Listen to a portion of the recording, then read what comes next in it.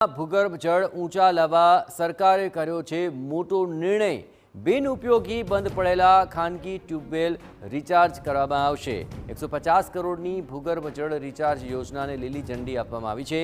10,000 બંધ ખાનગી tubewell recharge કરાશે। 90% ખર્ચ સરકાર અને 10% લોક સહયોગથી મેળવવામાં આવશે।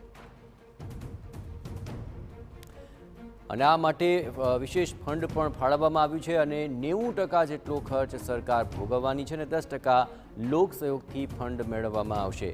તો ભૂગર્ભ જળ ઊંચા આવે તે માટે આ નિર્ણય કરવામાં આવ્યો છે અને તે અંતર્ગત બંધ પડેલા જે ખાનગી ટ્યુબવેલ હશે તેને રિચાર્જ કરવાની કામગીરી હાથ ધરવામાં આવશે અને તેના માટે વિશેષ પેકેજ પણ જાહેર કરવામાં આવ્યું છે। આ ભંડોળ 150 કરોડ રૂપિયાનું છે, જેનાથી ભૂગર્ભ જળ રિચાર્જ કરવાની યોજનાને આજરોજ લીલી ઝંડી આપવામાં આવી છે, જેથી આગામી સમયની અંદર ભૂગર્ભ જળ ઊંચા આવી શકે તે માટેના પ્રયત્નો હાથ ધરવામાં આવશે।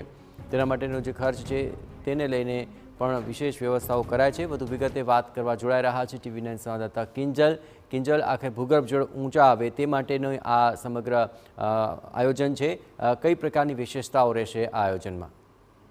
देखो बिल्कुल छेल्ला કેટલા સમયથી જે રીતે ગ્લોબલ વોર્મિંગ સહિતના જે અનેક વિષયો ચાલી રહ્યા છે ત્યારે ભૂગર્ભ જળને ઊંચા લાવવા માટે સરકાર દ્વારા લોક ભાગીદારી છે તેનો ઉપયોગ કરવાનો પ્રયાસ છે તે કરવામાં આવી રહ્યો છે।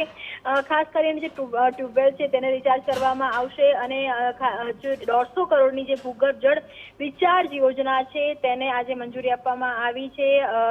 પ્રધાન કુંવરજી બાવળ દ્વારા મંજૂરી આપવામાં આવી છે અને રાજ્યમાં અંદાજે 10,000 જેટલી જે બંધ ખાનગી ટ્યુબવેલ છે બોરના વરસાદી પાણીથી રિચાર્જ કરવામાં આવશે અને બોર રિચાર્જ માટે 90% જેટલો ખર્ચ છે તે સરકાર આપશે, જ્યારે 10% જેટલો ખર્ચ છે તે લોક ભાગીદારીથી મળશે। એટલે કહી શકાય કે લોક ભાગીદારીથી પબ્લિક પ્રાઇવેટ એક કોન્ટ્રાક્ટ સિસ્ટમથી જે ભૂગર્ભ જળ છે તેને જે ઊંચા લાવવા માટેનો પ્રયાસ છે તે સરકાર કરવાનો છે।